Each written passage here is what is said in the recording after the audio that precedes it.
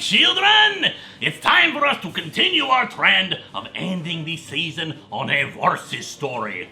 And what luck!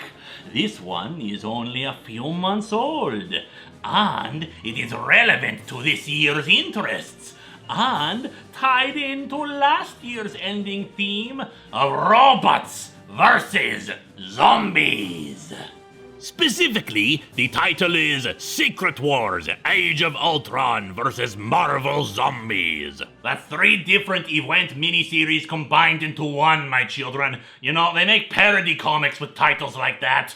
Although the title is a bit of a misnomer, my children, while there is fighting present in the first issue of this little miniseries, it would be more accurate to say that it is Ultron joining forces with the Marvel Zombies to kill off the human population. This is Battle World, my children, the result of the event comic in Secret Wars, a place where all parallel universes have been merged together into a single place. So, of course, a world with the Marvel Zombies is there too. They have been sectioned off into the Deadlands, where criminals from across the world are dropped off as the ultimate punishment, to be eaten alive by the zombies. But a competing faction in this land is Ultron and his robot army, seeking to take the Deadlands for himself. And in the middle of all of this is a version of Hank Pym from the Old West who has been sentenced to the Deadlands. Or rather, because his former girlfriend Janet is now working security along the border, he is given a choice where he can be dropped off. And since he's such a fan of his mechanical men, the same ones that got him sentenced to the Deadlands in the first place, he decides to land in Perfection, the land of Ultron, and more clockwork people. But fortunately, before he can be attacked by either robot or zombie, he is rescued by the Vision, the android Human Torch, and Wonder Man. The 3 have managed to construct a giant city called Salvation, rescuing any people sent to the Deadlands and making it a home and, well, salvation from their attackers.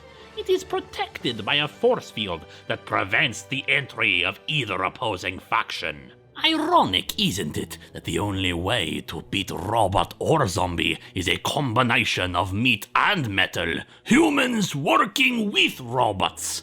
It is a lesson that Ultron and the zombies take to heart. Yes, for while Hank Pym is rescued and brought to salvation, Ultron makes an overture of peace to the zombies, led by Zombie Magneto. Ultron works to combine zombie meat and robot meat, creating fully fledged cyborg zombies with enough power to get through Salvation's force field, to conquer what remains of the Deadlands, and eat any living thing they find.